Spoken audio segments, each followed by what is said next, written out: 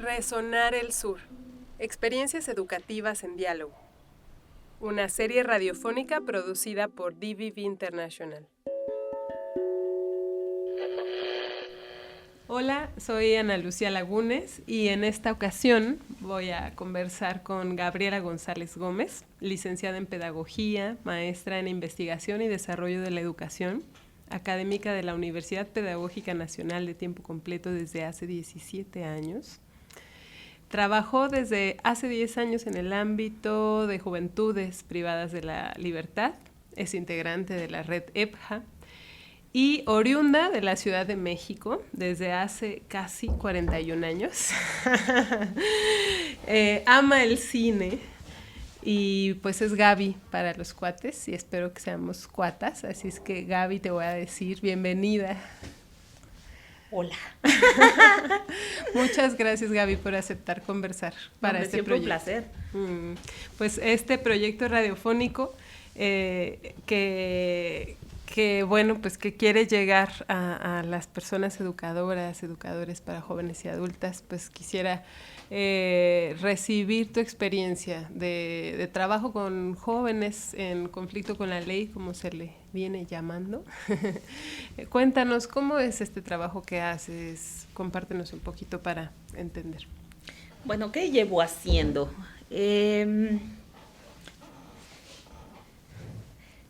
Perdón la cuadradez. Ahorita en 2 segundos que me relaje y ordene mis ideas se me va a quitar en 2 segundos. Trabajar con adolescentes en conflicto con la ley ha sido, creo que de las tareas más reconfortantes, porque es un tema muy apasionante, de las más indignantes, ¿no?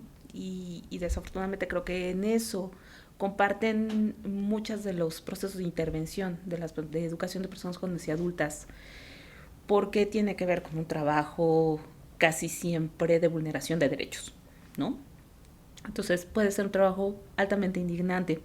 Sin embargo, fue ir recorriendo primero un camino de conocimiento, porque es un área poco explorada desde la investigación educativa.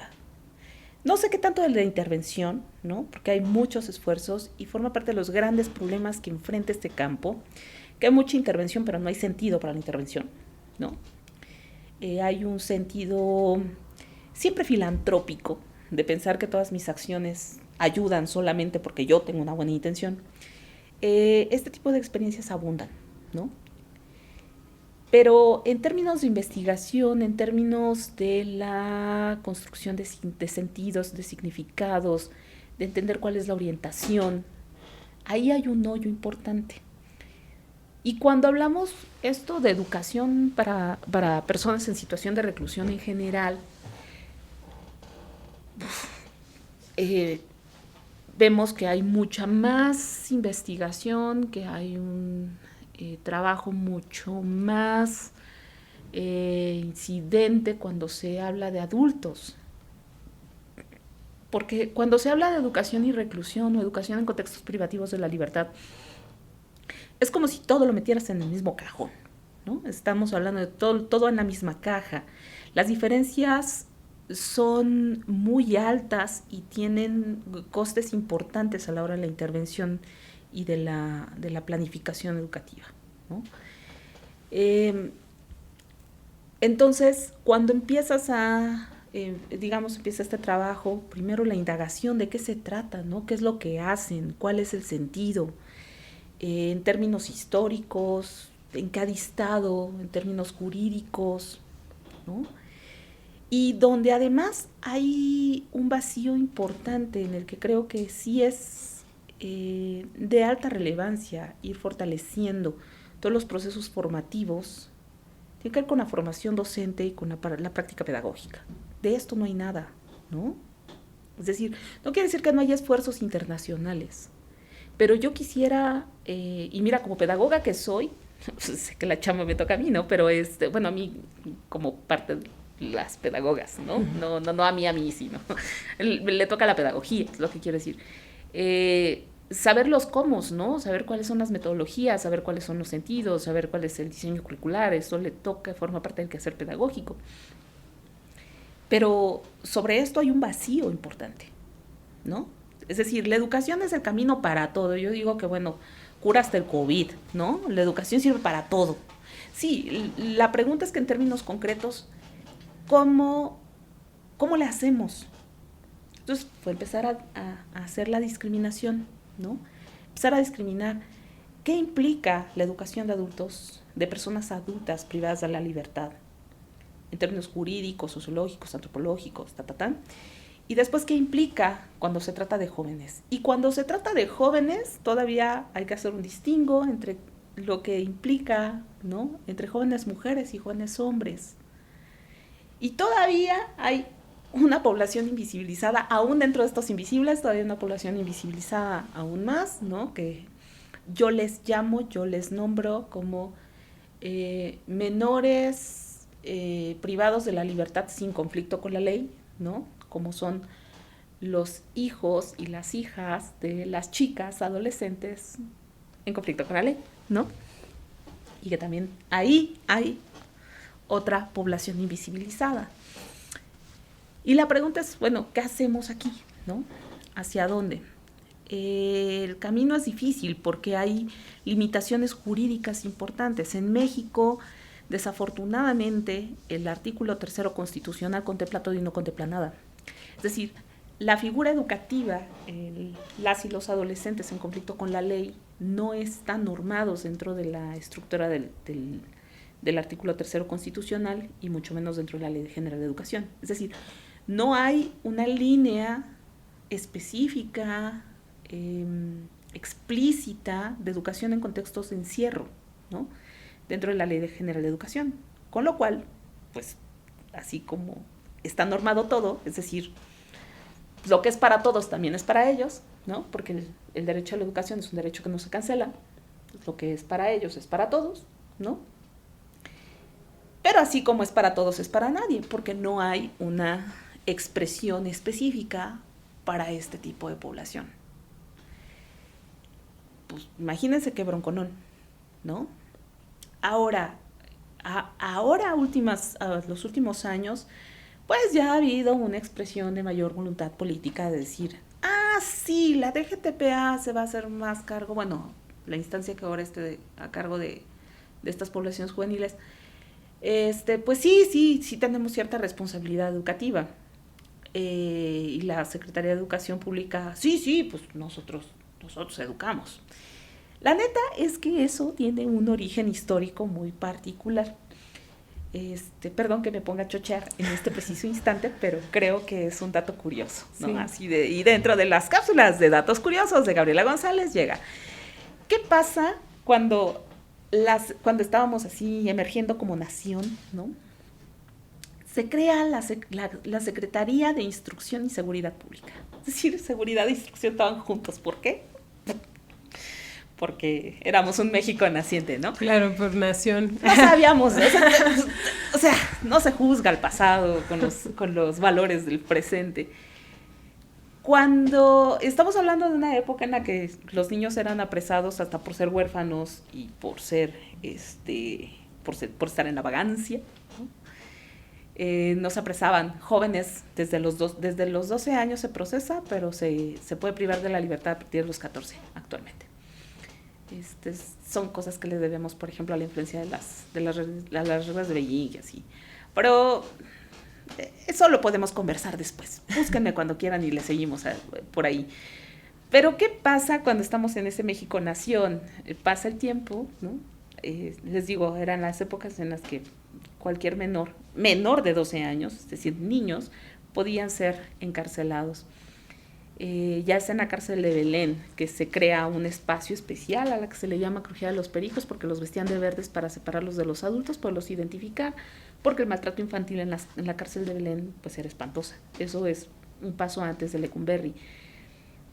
¿Qué pasa cuando se separa la Secretaría de Educación y la Secretaría de Instrucción Pública?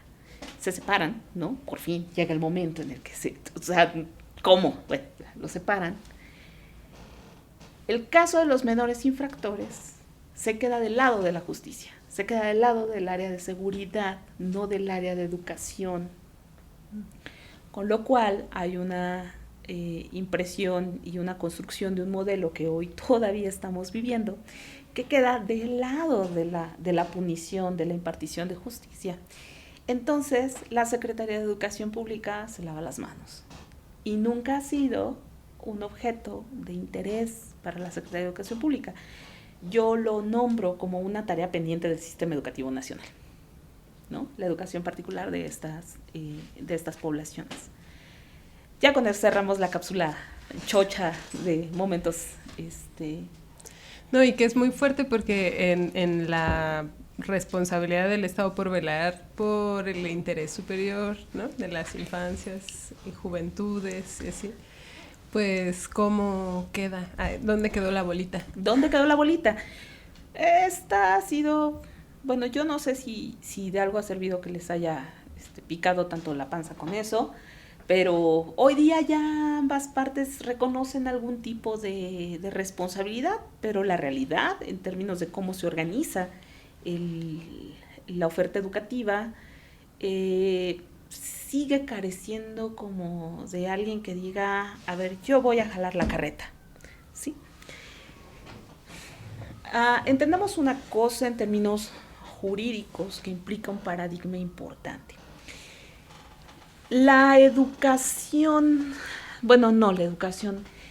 el tratamiento, el proceso entre jóvenes y adultos privados de la libertad, es abismal la diferencia. ¿Por qué bendita razón? Porque un adulto, el proceso jurídico sí implica la cancelación de derechos.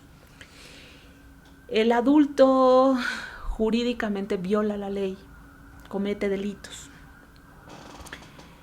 Los adolescentes, al ser, y estas son estas grandes discusiones, ¿no?, si son menores de edad, ciudadanos en potencia, sujetos o no de derecho, ¿no?, discusiones que todavía están ahí.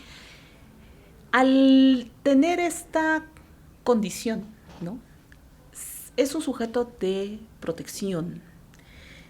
Estos procesos jurídicos sí ya reconocen, que no era un reconocimiento que se hacía dentro del modelo tutelar, por eso se les llama menores infractores, porque menores de edad que cometen infracciones, los tutelares, porque el Estado es un tutor que tiene que asumir la responsabilidad que sus papás no tuvieron, ¿no?, los asumía como ellos como tutores legales, y era el modelo tutelar, las instituciones correccionales, ¿no?, y los menores infractores. Hay por ahí del 2007 más o menos, el Estado entra en esto que se llama modelo garantista, ¿no?, empujado desde las reglas de Beijing de 1985, y entonces se dice, no, espérate, primero, si son menores, sí, son ciudadanos en potencia, no han cumplido la mayoría de edad, pero sí son conscientes, no es que sean sujetos inconscientes como lo veíamos antes, no, sí son conscientes, y no cometen infracciones, cometen delitos. Y tienen que hacerse responsables de sus delitos. Entonces sí puede haber un proceso jurídico. Sí, pero son jóvenes, son niños, son menores, no son ciudadanos con toda la garantía y el ejercicio jurídico. Entonces, ¿qué hacemos con ellos? ¿No? Pues que se hagan responsables, sí, pero las medidas de protección siempre serán superiores porque tienen que velar por los intereses superiores de los menores. De entrada, esta disposición hace que los menores infractores primero sean reconocidos, y eso me parece que es un brinco cualitativo, sean comprendidos primero como adolescentes, no como menores, sino como adolescentes, que al cometer un delito y estar en que soy sujeto de derecho responsable, entro en una situación conflictiva con la ley, ¿no? Entonces, yo insisto, una cosa es lo que dice el libro, la otra la que pasa en el patio, ¿no? Lo que dice en el libro, es decir, a la letra, de iure, podemos decir que el sujeto es un sujeto de derechos, un sujeto protegido, y hay medidas que se toman de protección que son reales, ¿no? Pero en los hechos, pues venimos cargando la vieja escuela, ¿no? Entonces también están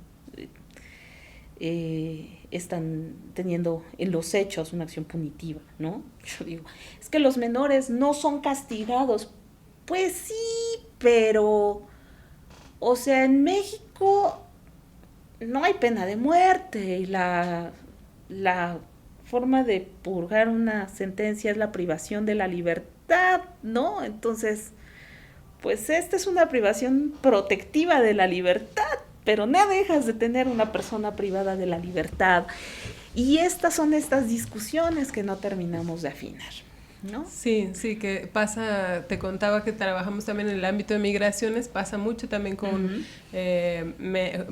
jóvenes que migran, que son jóvenes de 16, 17 años con familias, ¿no? Que están juntados, que tienen hijos, hijas, migran y al ser detenidos por no tener documentos, quedan en un centro, según protegidos del DIF, pero son privados de la libertad, separados de sus familias. O sea, es una, sí, de estas complejidades. De estas complejidades que dices, ¿qué pasó? No estábamos en el siglo XXI, no éramos una sociedad cosmopolita, ¿qué pasó aquí? ¿No? Sí. No estábamos hablando ya no estamos en una era de la discusión de los derechos humanos. Entonces, ahí vas viendo cómo se va complejizando la cosa, ¿no? Sí. O sea, donde no puedes decir, la educación es igual para niños, bueno, para jóvenes, que la es para los adultos, ¿no? Claro, o sea, la educación en este contexto de jóvenes que son privados de la libertad, ¿qué onda? Exacto, ¿no? Entonces, ¿qué dices? A ver, cruzo la puerta de la Correc, ¿no? Ya, por fin. Cruzo la puerta de la chiquita, porque está la grande, pero voy a cruzar la puerta de la chiquita, ¿no?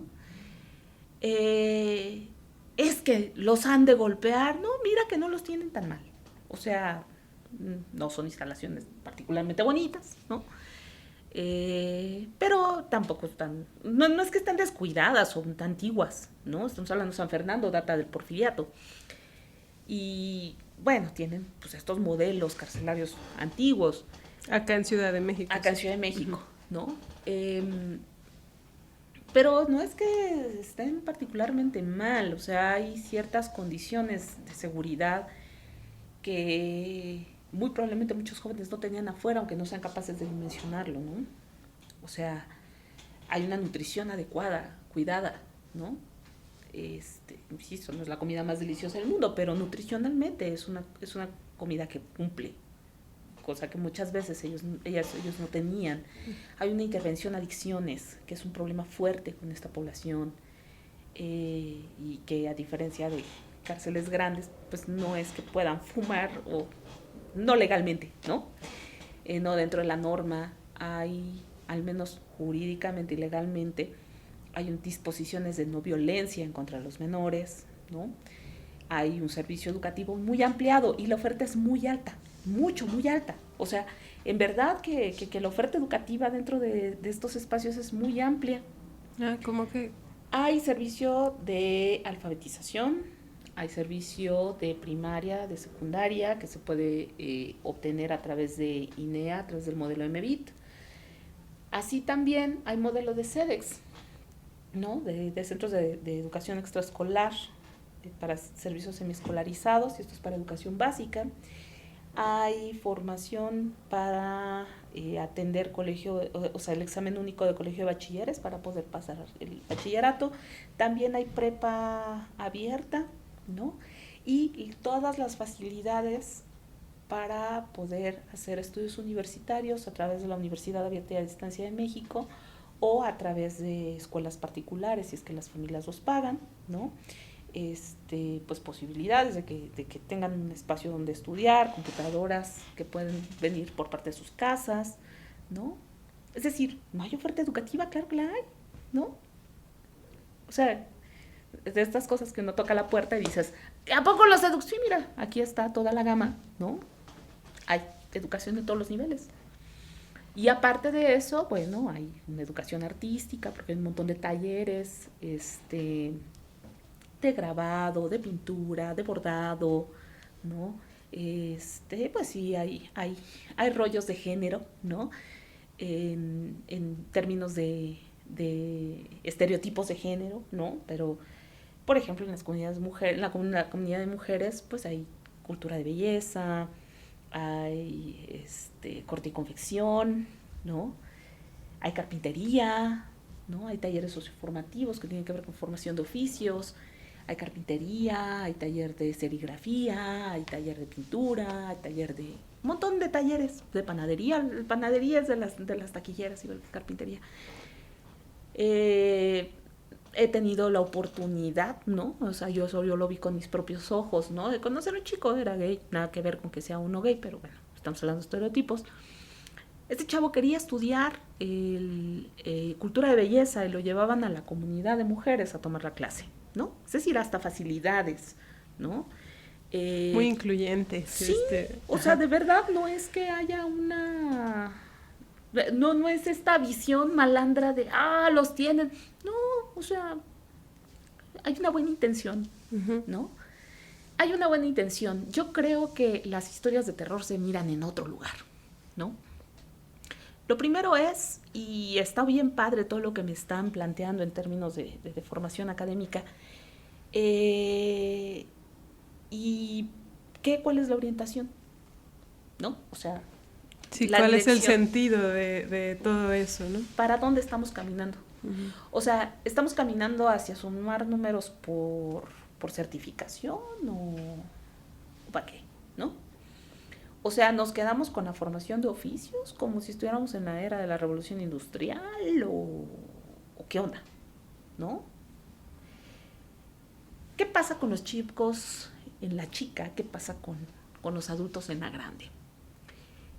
Ahí sí, en términos pedagógicos. Cuando hablamos de una educación para diferencias, ¿no? Les decía, hay un proceso jurídico, ¿no?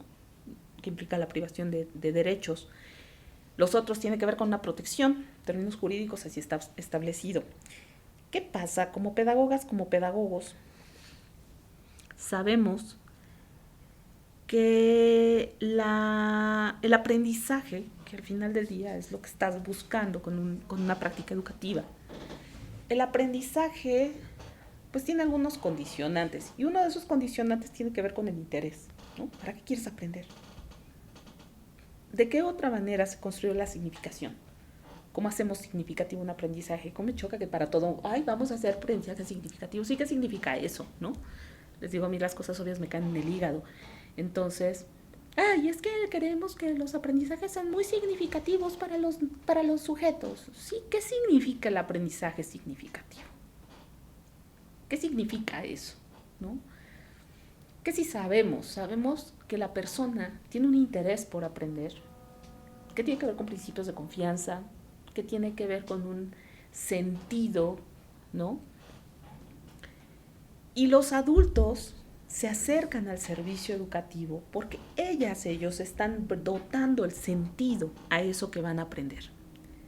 En el caso de los jóvenes, en el caso de los adolescentes, en una cárcel no es obligatorio, en una cárcel, fíjense la diferencia, en una cárcel, no en una comunidad de adolescentes, ¿no? En una cárcel es voluntario si quieres estudiar, ¿no? Porque pues, es tu derecho educativo, si quieres, no se cancela. No es una obligación. En una comunidad para adolescentes es una obligación, porque es una obligación del Estado para proteger al menor. ¿Qué pasa en la historia de estos jóvenes? En su historia, estos jóvenes los han corrido de 30 escuelas, ¿no? Al menos de 6, ¿no? Ha habido entrevistas en las que he visto chavitos que me han contado que los corrían de 6 escuelas. Siempre responsabilizados ellos, ni la familia, ni la escuela, ni ninguna institución tuvo ninguna responsabilidad al respecto. Ellos fueron los culpables. Ellos los corrieron porque ellos tuvieron la culpa, ¿no? Ya sabemos. Entonces, son los que te dicen, a mí no me gustaba estudiar, no lo dicen con esas palabras, pero pues fundamentalmente es la escuela, no me estaba mostrando un modelo que estuviera adecuado hacia mí, ¿no? No le entendía o no le encontraba sentido y significado a los contenidos escolares. Y entonces llego acá y me dicen que tengo que. Pues, ¿qué creen? O sea, encontraron la fórmula mágica de hacer que la educación sea un castigo. Es decir, la forma de purgar la pena es encontrando algo que es tan importante, tan necesario en la vida de todos, como es la educación, y entonces la volteamos y decimos, la educación no es que yo vaya a buscarlo y le encuentre un sentido y le dote la significación, sino es una imposición de algo que yo he rechazado en otros momentos de mi vida y que aquí se forma parte del castigo, ¿no? Que ha sido parte de mi exclusión también, ¿no? Exacto. O sea, ¿no? Pero además no lo veo como que ha sido parte de esta exclusión, sino que además es algo que yo ya excluía, que yo rechazaba de mí, pero entonces ahora me lo impones como un castigo. Algo que tendría que vivirse desde otro nivel de gozo, ¿no?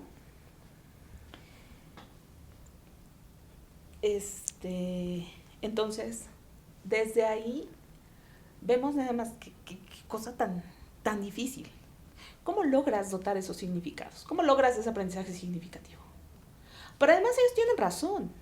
Cuando uno se para en el patio y les preguntas, oye, ¿no tienes clases? Ah, maestra, dígame eso, ¿para qué me va a servir? Y yo me quedo sin palabras, digo, ellos tienen razón. ¿Para qué les sirve eso? ¿No? Y se mueren de ganas por irse al taller. Dios mío, no les castigues el taller, ¿no? Porque el taller es otro rollo. El taller implica una dinámica diferente con los talleristas. El taller funciona a modo de taller, ¿no? Es decir, están los que ya le saben, están los que le van aprendiendo, están los que van entrando, están los que tienen que barrer la mugre en lo que van aprendiendo. Y hay un camino de formación entre pares, ¿no? A modo de taller, es muy rico. Y la pregunta es, ¿y por qué no lo podemos ver desde una perspectiva de educación técnica? Es decir, con todo el respaldo teórico que da y dota sentido, y además la posibilidad de certificarlo, ¿no? No, porque la SEP necesita pasarlo por el desarrollo curricular y pues... ¿Por qué no podemos normar? Porque en la Ley General de Educación no hay una disposición, ¿no? Lo que a mí particularmente me parece una violación de derechos humanos sobre una población que ya fue per se socialmente vulnerada, ¿no? Pero a mí Gaby González, no sé a los demás. Así que vengan los juristas y nos echamos aquí un round. O sea, hay esta ausencia de orientación, esta ausencia de dirección, ¿no? ¿Para qué nos sirve? Y ahí está la bronca, ahí es donde hay que atender. Porque si no atendemos cuál es la dirección, hacia dónde tenemos que ir planteando la educación de esta población, que ya está invisibilizada, que en esa invisibilidad hay exclusión, que en esa exclusión hay violación de derechos humanos, ¿no? Bueno, ya la vimos, ahora ¿para dónde la llevamos? Y hubiera tantita voluntad política, bueno, pues podríamos encontrar un camino de hacia dónde los vamos a orientar, ¿no? Hacia dónde tenemos que estar planteando las políticas públicas, porque en el momento hay una ausencia de políticas públicas, ¿no? Hay presencia de políticas remediales, no hay una intención política de hacer una política pública que atienda este beneficio y este patrimonio que implica el derecho a la educación para estas jóvenes y jóvenes, ¿no? Bueno, ahí tenemos uno de esos grandes retos. Pero después nos volteamos a otra área, otra vez invisible, es que les digo que es este mundo. Es cuando me dicen, ay, ¿te gustan las cárceles? Espérate, es que no es cualquier población, estoy hablando de una población que nadie mira, ¿no? Que son las y los jóvenes. Nos volteamos a ver qué pasa con el profesorado. Y el profesorado es tacaño. ¿Quién es este profesorado? Pues de entrada unas almas inexistentes, ¿no? Les llaman en el sistema, estoy hablando todavía, siempre estoy hablando de jóvenes, ¿no? Estoy hablando de comunidades, estoy hablando de adolescentes en conflicto con la ley, ¿sí? Les llaman las y los pedagogos. Yo me he encontrado con gente que pues era socióloga, y no está titulada, pero pues hacía falta maestros, entonces estaba en un área diferente, pero terminó dando clases. Ese no es el tema. Ese no es el tema, no es el tema de que estas y estos pedagogos, ¿no? ese no es el tema, no es el tema de, ay, es que no estaba formado y está dando clases. No, esa no es la bronca. Esa no es la bronca. Se los juro por el osito mismo, la virgencita Marinela, ¿no? Que nos mira desde el camión repartidor. O sea, les juro por toda en la vida que ese no es el problema. El problema es que estamos hablando de formadoras y de formadores que no existen en ningún lado. Es decir, dependen de la institución de justicia, porque le pertenecen al área de la correccional, digámoslo así. Y entonces son contratados como pedagogos, lo que quiera decir eso, ¿sí? Se contratan como pedagogos, ¿no? Yo insisto, cualquiera que haga un proceso educativo, que haya una práctica de aprendizaje, hace pedagogía, y no todos los que tenemos títulos de pedagogía hacemos pedagogía, ¿no? Son pedagogos, está bien, yo se las doy, ¿no? En principio tendrían que haber estudiado pedagogía, psicología educativa, cuando menos, y dan clases. ¿De qué? De INEA. Ok, ¿de qué? De MEVIT. No pertenecen al sistema, pero operan un programa externo sobre el que no tienen injerencia, ¿no? Uh-huh. Porque además no pueden certificar, ellos no pueden evaluar, no pueden hacer los exámenes, tienen que esperar que el personal de INEA venga a hacer los exámenes y a certificar. Ni fueron formados en el modelo, ni nada. ¿No les dan capacitación desde INEA o hay vibraciones? No, ese no es el tema, porque al final del día lo terminan haciendo, ¿no? Y yo creo que hay esfuerzos muy importantes y trabajos muy importantes en lo que hacen las maestras y maestros. El asunto es que son operadores. Ese creo que es el asunto, ¿no? A mí me estás dando un programa para que lo opere y no tengo injerencia sobre él. De nada me sirve que me tengas una biblioteca súper linda, porque de verdad, unas bibliotecas muy lindas. Por ejemplo, la Academia Mexicana de las Ciencias les hizo un acervo chulísimo. ¿De qué me sirve si a mí me estás pidiendo para certificar que cumpla con todo el libro de MEVIT? Libros que han sido escritos una y otra vez encima del otro, de lo que ya estuvo escrito, ¿no? O sea, las y los maestros están operando un programa sobre el que no tienen ningún tipo de reconocimiento. Y si no tienen ese tipo de reconocimiento, dime cuáles son sus reconocimientos laborales. ¿Están en el ISSSTE? ¿No? Muchas sí, pero solo ellas, ¿no? No sus familias. Es decir, hay un tema de derechos laborales. Entonces, no estoy reconocida por la SEP, ¿no? Pero de clases. En el sistema público, pero no son clases porque no le pertenezco ni a uno ni al otro. No tienen las prestaciones, no tienen un salario digno. Y de verdad hay un trabajo de mucho corazón ahí, ¿no? En estar exponiendo muchas cosas, porque no dejan de ser ambientes que podrían implicar ciertos riesgos. Estamos hablando de muchas veces personal que puede estar motivado o desmotivado, ¿no? Pues ¿cómo? Si tienes un espacio donde además te estás internando voluntariamente todos los días, ¿no? En largas jornadas, con adolescentes que a lo mejor a través de tu trabajo lograste que le encontraran sentido, pero contenidos que, pues, yo no estoy diciendo que no lo tengan, pero digo que tampoco nadie lo ha evaluado, ¿no?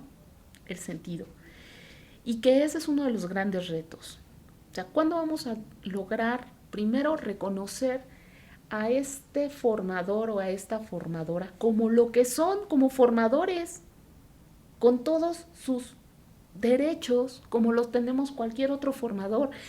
Es que me parece increíble, ¿no? Como, o sea, yo lo pienso como educadora que soy, pero no solo como educadora. O sea, estoy hablando de que yo soy una maestra institucionalizada en el Estado.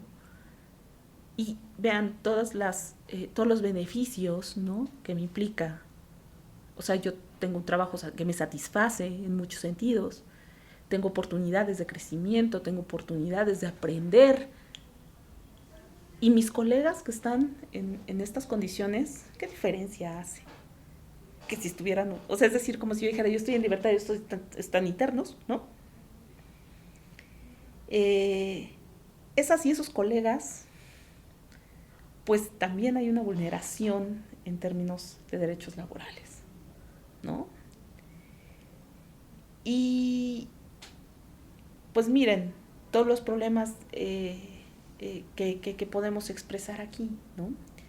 Estamos hablando de que hace falta quien diga yo agarro la carreta, ¿no? ¿Quién sientes que le toca?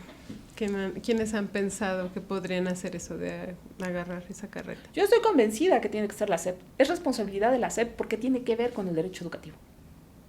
Uh-huh. La SEP tendría que, o sea, de entrada sí, desde la Comisión de Educación de las respectivas cámaras, ¿no? Tendrían que normarlo. Sí tendría que estar dentro de la Ley General de Educación una disposición, un artículo especial, como sí lo tiene Argentina, ¿no? Como buenos esfuerzos ha hecho Brasil, pero como sí lo tiene Argentina, de decir, hay una educación en contextos privativos de la libertad. Tiene que haber un artículo, tiene que haber una legislación, tiene que haber una programación para que eso pase a las áreas correspondientes de desarrollo curricular, de desarrollo de materiales, ¿no? No esfuerzos, que yo insisto, pues sí son muy bien intencionados, ha habido muchos esfuerzos, ¿no? Un esfuerzo de la UAM junto con UNICEF de poder hacer un diseño curricular, un modelo educativo. Díganme dónde está.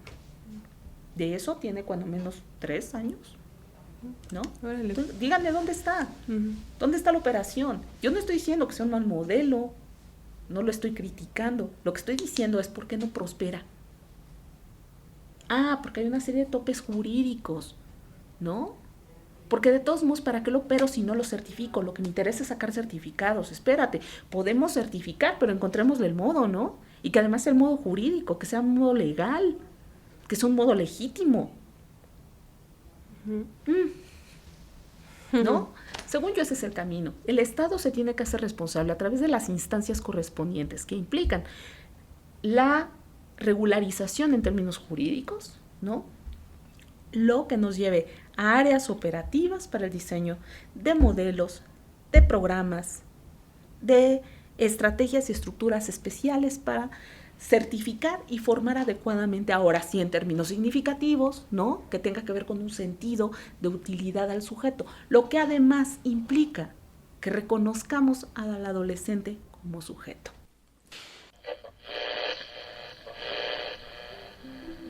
Resonar el Sur. Experiencias educativas en diálogo.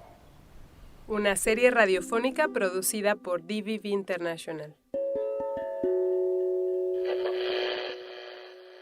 Las opiniones expresadas en esta serie radiofónica son responsabilidad de quien las emite.